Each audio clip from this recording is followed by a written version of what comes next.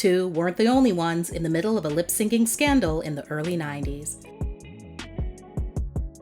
So were C+C Music Factory. The group exploded onto the worldwide music scene with their very first song. Little did fans know, however, the woman they were seeing on their TV screens in the music video, mouthing the words, wasn't actually the one belting out the catchy hook.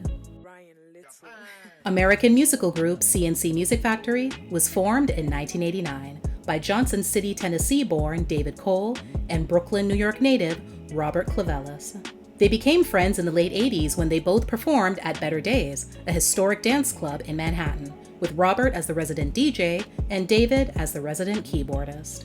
In 1987, they formed a short-lived house music group called Two Puerto Ricans, a Black Man, and a Dominican. The group also included fellow producers David Morales and Chep Nunez. They released a few songs, including the minor UK hit Do It Properly, before disbanding. Robert and David then continued to record music together under the name the 28th Street Crew, which previously used the alias the Done Properly Posse. In 1989, the duo released an album titled I Need a Rhythm, and its title track and lead single became a top 5 hit on the dance chart. Continuing on with the pattern of creating a new name to go with every iteration of their group, Robert and David, along with rapper Freedom Williams, formed The Crew in 1990. Robert and David met the Brooklyn-born, Queens-raised Freedom at New York's Quad Recording Studios, where he was working as a janitor while attending school. They released a single called Get Dumb, Free Your Body. The song featured an unauthorized sample of musician and producer Boyd Jarvis's 1983 song, The Music Got Me. Boyd filed a lawsuit against David and Robert, as well as the record company, and the court ruled in his favor. This wouldn't be the last time that Robert and David would get accused of stealing, not giving credit where credit was due, and ending up in court because of it. While creating their own music, Robert and David also produced for many other artists, including the Covergirls, Lisa and Cult Jam, and Mariah Carey. They even created their own girl group called Seduction. The group didn't last very long, but they did manage to land on the Hot 100 with a handful of tracks off their debut album, including their number 2 hit, Two to Make It Right, and their very first chart entry, You're My One and Only, True Love. An interesting fact about the latter track was that the members of Seduction are only heard on the backup vocals. The lead vocal was sung by disco veteran Martha Wash, the same Martha Wash that was previously one half of the duo 2 Tons of Fun, who served as disco R&B singer Sylvester's official backup singers, as well as the Weather Girls, most known for their number 1 dance hit, It's Raining Men. David had already known Martha for a while, since they worked together during her time in the Weather Girls, so he asked her to sing on a demo for the Seduction song as well as others. Remember that little tidbit for later. He, however, chose to also leave her vocals on the final version, and in the liner notes, she was only credited as a backup vocalist. That didn't fly with Martha, and she sued. Crazy enough, Martha would also soon play a very similar role in the stories of C+C Music Factory, as well as Italian house music group Black Box. But we'll save the latter for another video. Later that same year, Robert and David once again decided to form a new group. This time, they chose to incorporate their surnames and settled on calling themselves C+C Music Factory, and signed a multi-album deal with Columbia. The whole idea for the group was that Robert and David would be the only consistent members, and that they'd work with different vocalists. In December, C+C Music Factory released their debut album, Gonna Make You Sweat. Their debut single of the same name, released the month before, became an international hit, and peaked at number 1 on the Billboard Hot 100.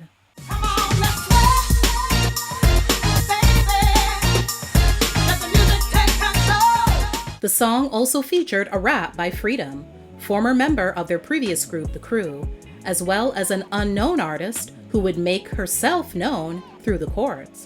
C+C Music Factory would be hit with a lawsuit by Martha Wash. That's right, those uncredited vocals on the chorus belong to her. Even though it may not appear to some, Martha insists that she wasn't the lawsuit-happy type. In fact, after discovering that the group was using Liberian singer Zelma Davis in the music video, she attempted to negotiate with Robert and David for sleeve credits and royalties. They weren't having it, so Martha did what she had to do, and in December 1991 filed a lawsuit in the Los Angeles Superior Court against the duo, charging the producers and their record company, Sony Music Entertainment, with fraud, deceptive packaging, and commercial appropriation. Allegedly, it all boiled down to record labels and producers believing that her look wouldn't sell. So the music videos featured much smaller women pretending to be her. Freedom even said as much in an interview with A Current Affair, stating, "I tell you this, and I don't mean to be rude, harsh, callous, or malign, or vilifying, but I'd rather look at Zelma on stage." After the case was settled, Sony made an unprecedented request to MTV to add a disclaimer to the beginning of the Gonna Make You Sweat video whenever they aired it that it was actually Martha's vocals being heard and not Zelma's. As far as Zelma was concerned, she wasn't doing anything wrong. In a 2014 interview with Rolling Stone magazine, she revealed what she was told from people behind the scenes. "The record label, production company, and management told me that it was okay to lip sync in the video, as long as I sing live in public. I was 19, inexperienced, and extremely gullible. On the video set, I told members of the crew that it wasn't me singing this particular song. As word spread throughout the set that I was revealing this fact, label representatives and our management pulled me aside and asked that I stop speaking about whose vocals they were." Later on, Robert and David claimed that they'd planned to make Martha a part of C+C, but that her lawsuit over the Seduction track made them balk at the idea. Then again, at various points, they also said that Martha didn't want to be part of the group. Nevertheless, the song has gone on to become a major pop music cliche. Today, it's still a go-to anthem at sporting events and wedding parties, and has soundtracked countless movies and TV shows over the years, including Space Jam, The Fresh Prince of Bel-Air, The Simpsons, and The Office. Even in the midst of the lawsuit drama, the group forged ahead and continued their string of success with the release of 2 top 10 singles, Here We Go, Let's Rock and Roll, and Things That Make You Go, inspired by a phrase uttered periodically by late-night talk show host Arsenio Hall. Both tracks reached gold status in the US and remained lawsuit-proof since Zelma actually did sing lead on them. In August 1991, the album's final single, Just a Touch of Love, was released and earned the group their 4th #1 dance hit. The song was also featured on the soundtrack of the musical comedy film Sister Act. The following year, the group released the single Keep It Comin', Dance Till You Can't Dance No More, featuring Deborah Cooper and rapper Q Unique on vocals. The single became their 5th song to top the Billboard dance chart and was also featured on the soundtrack of the comedy horror film Buffy the Vampire Slayer. By the end of that year, the group had earned a total of 4 American Music Awards. C+C were loving their success and no doubt feeling themselves so much that not only did they mention the yet-to-be-settled lawsuit filed by Martha, but downplayed the whole thing on live television at the 1992 American Music Awards. I really am deeply grateful to you all for believing in us and not falling prey to this whole lip-syncing thing, because we are not a lip-sync group. We are for real 100%, and Miss Zelma right here can sing. Should've did that, yeah. In 1994, C+C Music Factory experienced a lineup change. Martha, whose lawsuit with the group had just been settled out of court, was asked, surprisingly, to join as a full-time vocalist. Freedom left the group to pursue a solo career and was replaced by New York-based freestyle act Trilogy. In August, the group released their 2nd album, titled Anything Goes. The lead single, Do You Wanna Get Funky?, which featured vocals from Zelma, Martha, and Trilogy, made it into the top 40 and earned the group their 6th #1 dance hit. Sadly, on January 24, 1995, David Cole passed away from spinal meningitis. He was 32 years old. It's been widely speculated that AIDS was the real cause of his death, but that was never confirmed. In November 1995, C+C Music Factory released their self-titled 3rd album. The record was released by Robert using the C+C name, though it didn't feature any musical contributions from David, Zelma, or Martha. The album's lead single, I'll Always Be Around, became their 7th #1 dance hit. The 2nd single, Don't Stop the Remix, which didn't chart at all, would be the group's final release before officially disbanding. With the timing of Martha's lawsuit also happening during the height of the Milli Vanilli lip-syncing scandal, Zelma found herself being accused of not having any real talent and only featured by the group because of her looks. In the same Rolling Stone interview with Martha, Zelma spoke candidly about how difficult it was to move past all the drama. For 20 years, I blame myself. I experienced severe depression. No record label would touch me. I was branded a model and fraud. My career was over. I was blacklisted, chewed up and spit out. I felt horrible about myself for the part I played. As a child, I was a fan of Martha Wash. I still am. I apologized to her several years after the scandal, placed blame on myself, and claimed responsibility for my role. Martha's vocals were used as lead, and I believe she had the right to sue for proper compensation. Over the years, she's continued to sing and release the odd single here and there, while also dabbling in the acting world. The year after David's passing, Robert released an album of new material under the name Robbie Rob's Club World, as well as a compilation album containing past singles and unreleased material recorded by C+C Music Factory. He also released a couple of albums as a member of the New York-based hip-hop group MVP before taking an extended sabbatical. He decided to briefly reform C+C Music Factory in 2010, with DJ, record producer, songwriter, and keyboardist Eric Kupper replacing David. They released a couple of songs over the next year, featuring singer Scarlett Santana, before quietly fading away again.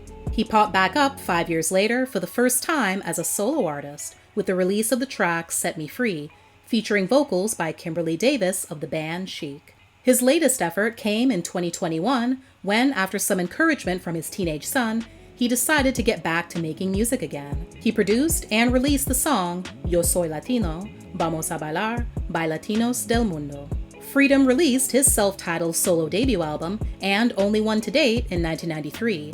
However, it failed to garner him anywhere near the type of success he'd experienced with C+C. After also giving acting a try, he went off the radar for a while. In 2005, he made a bold move and acquired the federal trademark to use the name C+C Music Factory, using the word "and" for live performances, even though his name doesn't have a single C in it.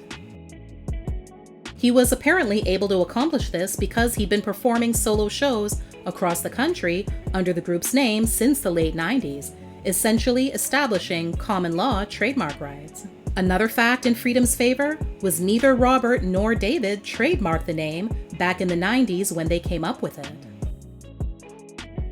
Robert did reveal that he asked Freedom to bill himself as Freedom Williams, formerly of C+C Music Factory, while touring, and he did honor that request for a little while, until he started presenting himself as an actual member of C+C.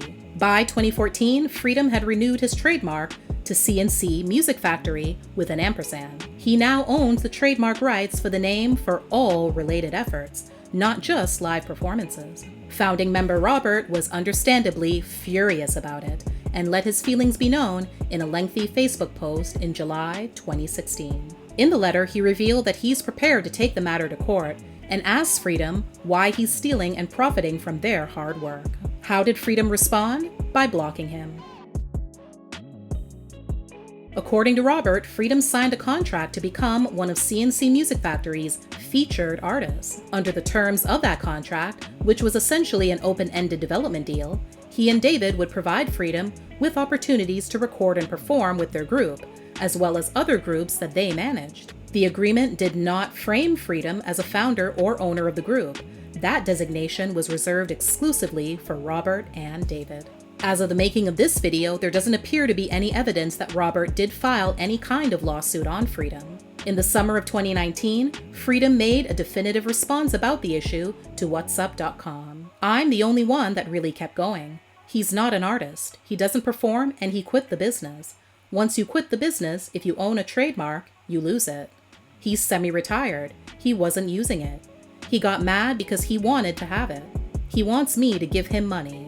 That's not going to happen." Today, Freedom continues to perform and tour under the name C+C Music Factory, and he's also taken up construction as a side gig. Thanks for watching. Please like, share, and comment. Also, don't forget to subscribe and turn on your notifications so you won't miss any future videos. See you next time!